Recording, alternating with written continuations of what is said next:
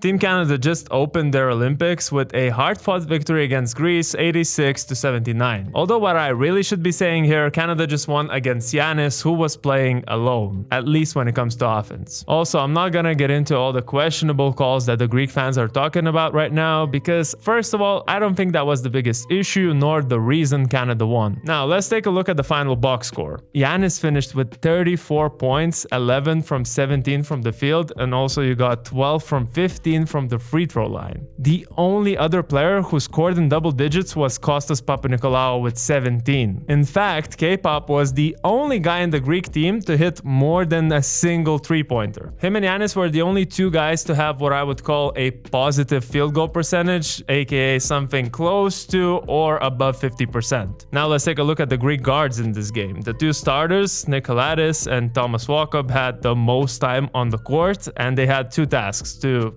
contain Canada's leader SGA and to play make. And you could say that they did a good enough job in both of those aspects. Walkup made SGA work for every shot, also got a few steals, and really was solid on defense. Yeah, Shea finished with 21 points, 7 assists, but we're talking about an MVP candidate last season. In terms of Gytis' playmaking, the EuroLeague veteran dished out 7 assists, almost all of them being just feeding the ball to Gytis and saying, go to work. But that's not what this video is about. I was watching this game and thinking to myself, I couldn't come up with a worse fit than Gytis and Thomas Walkup with Gytis on the court. Especially in FIBA, where there's no 3-second defensive violation and the paint is usually packed. Why is it a horrible fit? Well, both Gytis and Walkup are known as quite streaky shooters, and often in EuroLeague, teams choose to risk off them on the perimeter. And guess what happened in this game? Gytis gets the ball high up or in the low post, then a double comes, and he has two choices. Either he bullies through the defense, draws a foul, and tries to finish around the rim, or the much more natural option is to kick the ball out to the perimeter where there's someone open, or at least after some ball movement, you get an open shot. The only problem with that is Walkup shot 1 from 5 from 3,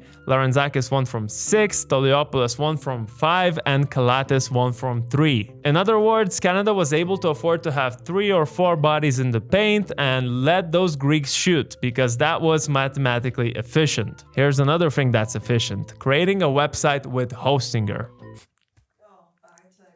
Hostinger provides not just hosting services, but also has a website builder that's powered by AI. Instead of spending hours learning to code or using unoriginal templates, you can just type in a text prompt and customize a website from scratch in minutes. Use our code BNews10 and get a 10% additional discount on all hosting plans. All the links are in the description. Now back to the video. I'm looking at it and Greeks were 9th from 32 from 3. That's about 28%. And if you take away those Papanikolaou threes, you get 20%. That's why I said Gytis couldn't find a worse fit than what he has right now. Even if you look at the Milwaukee Bucks, they always have good shooters around him, and when they don't, they are not successful. In the national team, we have a situation where the best shooters are the forwards, Papanikolaou, Mitoglu, or the center, Papagiannis. But here's the good news: even with this shooting and not a very attractive style of basketball, Greece was right there to win this game up until the last minute. That's of course because of their defensive potential, which we saw, and the fact that Gytis can carry his team's offense on his back, but if they want to make it out of this group, he'll need some help.